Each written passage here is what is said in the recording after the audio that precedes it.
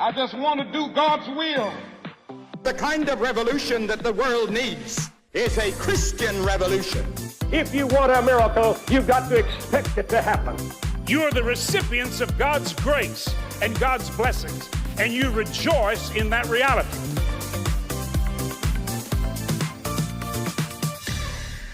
Welcome to Life Today Live. I'm Rainer Robinson. Great to have you here today. My guest today is someone who's been having, unfortunately, a pretty rough end of 2025. He's got a new book out. Lucas Miles is my guest, and he's got a book. It's called Pagan Threat. Let me throw that up there for you. It looks like this, and it's been out for a little while. And the foreword is written by Charlie Kirk, and obviously before he was brutally murdered, and it still doesn't even seem real to say it. But Lucas is a pastor from Indiana, Granger, Indiana, an Influence Church.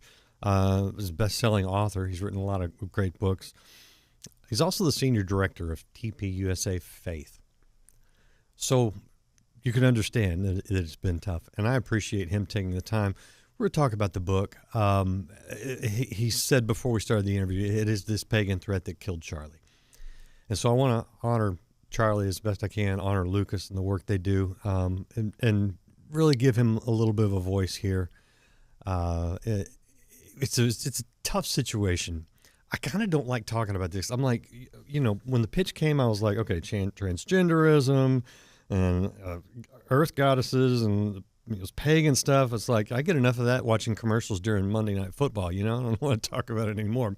But I think we need to know because it's very real and we know how to combat it. We know we have the victory, but we need to know what's out there. So appreciate you guys being here. Lucas, man, welcome back to Life Today Live. Good to see you. Hey, thanks for having me on, and always good to see you. Our love and our condolences to everybody in your family and the whole TPUSA family. I know it's been tough. I know you've had to dwell on it. I don't want to dwell on it a whole bunch, but I just want you to know that you've been in our prayers, all of you guys.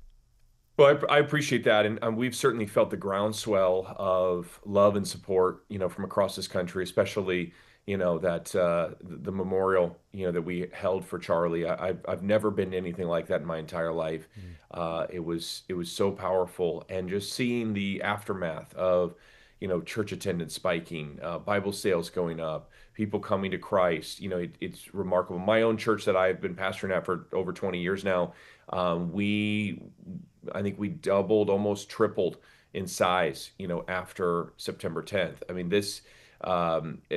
people ask me how I'm doing, and I think that the best way I've found to describe it is it's sort of like turning on like scalding hot water and freezing cold water, like at the same time coming through like the faucet. Mm-hmm. And you kind of feel that distinction, but yet they're blending together in some way. And Charlie,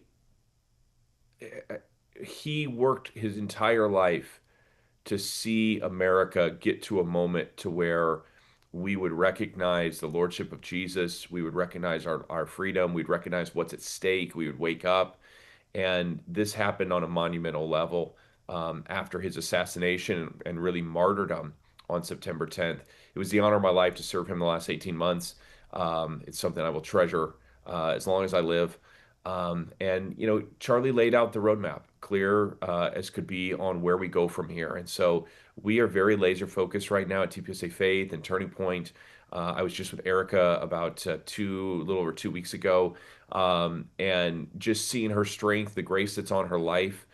She's leading so well in the midst of obviously the most difficult and tragic and terrible situation that you could ever imagine. And so we are, although we have kind of what I've described as sort of this cataract of grief on right now, there is such a tremendous amount of optimism, drive, resolve, forward motion that we're seeing at Turning Point. And I just can't stress that enough. No, and that's great. And grace is the right word. And we pray for continued grace on everybody there. The pagan threat, I guess maybe 20, 30 years ago, I'd have been like, that's a little extreme. But dear God, it's very real. And I think, again, the Charlie's assassination really, I think, sharpened it for a lot of people, got a lot of people's attention. What are you guys seeing out there that is not just oh, that's bad or that's ungodly, but a threat. Yeah. So when I talk about the pagan threat, it's important that the people understand that the pagan threat is not individual pagans or somebody practicing yoga or those people are not a threat to Christendom. They're not a threat to America in this. But what is a threat is that there is an intentional, bought and paid for pagan revival for the purpose of pushing aside and supplanting the Western way of life and the Christian worldview, because Marxism will never be accepted in a Christian culture, but it can be accepted in a pagan culture. And so I believe that the fruit of wokeism is pagan, and it is driving sort of this replacement of Christianity with antichrist ideas. Now, this could be Wicca, the occult, witchcraft. It could be things like Druidism, shamanism, taking of psychedelic drugs. It could be, diving deep into yogi practices. All of these things. It could be Islam, and we are seeing a partnership between Marxism and paganism, and that's what makes this unique. This is not paganism just of ancient Greece. This is a neo-paganism that has sort of this critical component to it. It has a Marxist framework around it. I think we saw it very clearly with Mamdani in New York, of sort of Marxism plus Islam, and these are partnerships that have never been formed before, and I think we have to be aware of it. That's the weirdest thing for me, because you see things that actually don't go together that are working alongside each other. One of the best examples, the homosexual and especially transgenderism's out there like supporting Gaza and Hamas, and you go, they would kill you there. What is this weird unholy alliance? Is it a power grab? Is it an ideological grab? Is it both? What, somebody using the other? One of the terms for this is red-green alliance. Basically, this partnership we're seeing between Marxism and Islam, and you see that in that LGBT activists for Hamas. Yeah. Right. So it's like if they went to Hamas, or if they went to Palestine, they'd be thrown off a building. Yeah. Right.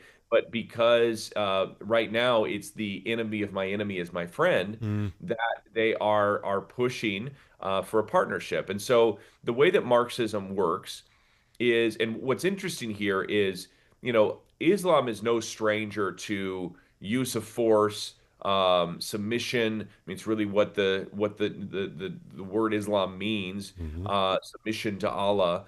And so they're no stranger to that. When Islam is a minority power, they use immigration and they use victimization in order to gain a foothold. When they get into power, then they have no problem using, totalitarianism and the sword in order to, maintain that level of power. We have seen countries like Australia and the UK that have been deeply ravaged by this. Most of Western Europe has been infiltrated with radical Islam. We are also seeing Marxism, clearly on display in a lot of these places as well. And so that alliance that's forming between critical ideologies and pagan ideas, whether it be Islam or something else. And I'll be honest, when I was working on this book, Islam was not as big of a concern for me. And so it doesn't play as much of a role as I think that if I were writing this right today, would be. You write a book, sometimes 2 years in advance, that you're working on it. And so, but we're seeing this expand further. And so I think it's important for people to recognize that the pagan belief system is simply kind of provides that vehicle for the Marxist, machine to kind of be transported and injected into the society. And I think this is something that every Christian, every pastor, every, grandparent, parent, they need on their radar to understand, really the threat, not just to this nation, but especially to our young people. Yeah. And I hate to bring the bearer of bad news, but if you're what we consider the left in America, pro-gay, pro-transgender, all that stuff, and you're lining yourself, especially with the Islamists, they're going to cut your heads off next. Just letting you know that is the pattern. And when Lucas says, they'll throw you off a building, he's saying that because they have literally done that to homosexuals. And so this is not just like fear mongering here, but I gotta ask you about this, Lucas, because There is another red-green, maybe, alliance, if that's the right term, another alliance, unholy alliance, I would call, between churches and people promoting pagan ideas. Yeah. So I would refer to this oftentimes as soft paganism in many cases. So, on a broad stroke level, we've seen this in the Christian left, where you have pagan practices such as homosexuality, transgenderism. These are pagan ideas, and I have the receipts for that in this book.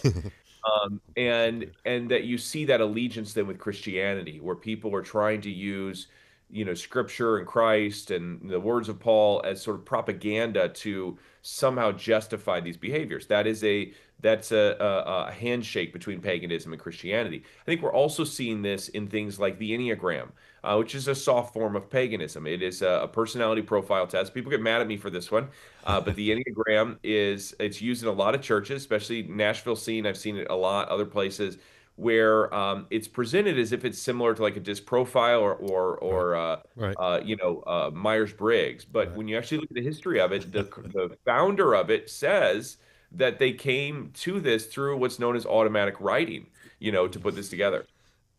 Okay. Guilty. Can I just say guilty? I had someone close to me ask me to read the book to give my opinion. Yep. Read it. It actually nailed some things as far as some of the personality framework goes, so it does that. And I was like, oh, yeah, this is very interesting. I mean, I don't like boxes. I mean, we've had all sorts of personality. But then someone on this program told me, well, you should look at it. It's not just the founder. It's like there's three key people with the Enneagram. And it's a founder, one who refined it, and then one who basically promoted it. Every single one of them deep in occult and witchcraft and all. I mean, so deep that I just went, oh no! Like I don't have anything to do with that again. I'll give you an example of how it's being used. I had a Christian guy come to me who said that the reason his wife doesn't go to church is because of her Enneagram score, and that they have found that because of her score and because of her personality that church just really isn't a good thing for her, and so she's better functioning as a Christian without it, and so they've kind of used this to justify that of why she doesn't go to church, right? I've seen other people that have used this to justify, why their partner, their spouse might not be a good fit because well, I'm a 3 and they're this score, whatever, right. and those numbers just don't really go together. And and then the problem with this beyond the occultic roots, which should be enough, for any Christian to walk away from it. And I appreciate the transparency there. And look, just because somebody read the book or they did the test doesn't mean you caught a demon. It doesn't mean, but it just means like it's like food sacrifice to idols. When you don't know that this is being offered in that way, then you ate and there's no guilty conscience. You just go on your life. But once it's exposed to you to go back to it and keep eating that, that's where I think that really sin takes root. And so this is something we have to be careful of. So I unpack a lot of that in the book, but there's several of these things, even some of the like maybe radical intercessory movements where they're using sage to clean rooms of evil spirits. They're going in and it's almost like offering potions or things that they need to do to kind of ward off these evil spirits. This is paganism. It's not Christianity, and I think that we have to call it what it is. Yeah, I decided with my personality, the Bible's enough. I'm going to believe what it tells me about myself, and I'm good. But I mean, and the tough part is, and this is where it gets in. There were some helpful things in there. 9s and 5s on the Enneagram. My wife and I, the weaknesses of that relationship. I went, oh yeah, that is a weakness of our relationship. I need to improve it. So I mean, I could like credit it for some good things, but with any of these pagan ideas, what you're saying is exactly right. When it's pointed out, okay, you know what? There's something there that you just don't want any part of. And I was like, that's enough for me. I'm out of here. No more Enneagram. Done with it. What you're doing in Pagan Threat, and here's the book again. I'll show it to people just so you can get a look at it. But it's available wherever you get books, by the way. But more importantly, it's the ideas here. When you point out these things, you're helping us rid ourselves of these influences that try to sneak their way in under helpful guise or compassion or any of these other things. What do we need to know in general about these things, because I'm sorry, I'll quit talking and let you talk. I don't want us to just go out and lambast people and be the guy on the street corner preaching everybody's going to hell. Yeah, for sure. Got to be more constructive than that. This is different than what we saw in the 80s, where it's like you can't have a superhero lunch pail because, it has a connection to paganism. That's not what I'm saying with this book. What I'm saying is that there is again, bought and paid for revival of pagan ideas, married to Marxist ideas for the purpose of transforming society, to rid society of Christianity, so that America can really move into a Marxist spot. And so when you start understanding that and the powers that be, we saw an interesting trend, and this is something I talk to Charlie about all the time, where young men were coming more and more to Christ. They were moving into conservative, ideas and direction. But you look at their role models. It's people like Joe Rogan and Jordan Peterson and Vice President Vance and President Trump and Charlie Kirk and Ben Shapiro. And you have all these younger guys in many cases that are conservative leaning and many times Christian, confessing. But you look at young women. What do we have? We have, try to name a household name female who's a Christian and who's a good role model for young women. It's very difficult to do, and really up until recently with Erica Kirk, we didn't have a lot of options. Instead, what they're presented with is Taylor Swift, Selena Gomez, people like Beyonce, Lady Gaga, and many of these individuals have confess their involvement with the occult or with pagan practices. They're carrying potions in their purses. They're doing seances, all these sorts of things. And I think that, we see that disproportionate, influence on young women. So I unpack modern feminism in this book, the history of paganism really presented to young women, especially, and kind of, and ultimately, what can we do about it? I have a 7-step plan at the end of the book that we walk through, because I do believe that this is something that we can address. It's not, I'm optimistic. I believe in a victorious Christianity. And so we can see a transformative society on the other side of this. But we're not going to do it in ignorance, and we're not going to do it if we don't understand the times. So we have to understand what time it is. We have to understand what we need to do about it, and really begin a strategy to reach people with the gospel. Well, you said it, victorious. We win. Yeah? Right on. Yeah, that's the good news. All right. I know you need to go. You've got another interview, schedule, call, whatever you got. But I want to say thank you. Keep up the good work. And I hope you have, a great Christmas here and just rest. And our love to all the TPUSA family. Appreciate you. Thanks, Randy.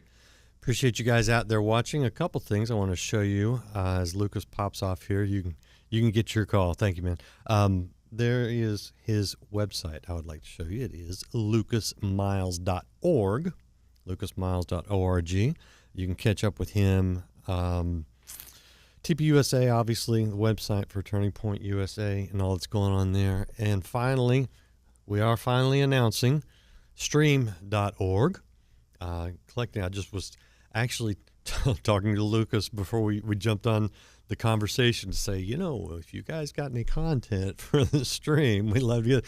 We're gathering content. Look, but so you can go to the website, you can create an account there. It'll show you which outlets, Roku or Samsung TVs, LG, Apple TV, wherever it's hitting. And as new ones come on, we'll notify people that have already created accounts, obviously. And it's going to grow. Lucas also asked me about a convention that I go to pretty much every year. It takes place in February. And I was like, yep, that's where I got to know Lucas, actually. And I was like, yeah, I'll be there, and I will be gathering more and more content for the stream. So it's building, and I'm inviting you on the ground floor. We haven't even announced it to our own file yet, our email file. That's coming soon. But if you want to go check out stream.org, you can see little bit of what's here now and a lot of what's coming real soon. Very exciting things. We want to share God's love in word through video, and you can be a great part of that. It's free, by the way. I'm not trying to say anything here. God's grace and mercy and love is free, and so is the stream. Maybe I should use that tagline. Anyway, I appreciate you guys being here. Get yourself up on what's going on out there. The Pagan Threat. It is real, and we win. That's good news. Hit share, hit like, follow, subscribe if you haven't already. I don't know what's going to be on here after the top 10 at the end of the year, but We'll see. And I appreciate you guys being a part. Here's the book. Here's the outro music. We'll see you again next time on Live Today Live. You're about to ask big. I'm believing God for favor in my life. Above all that I can ask.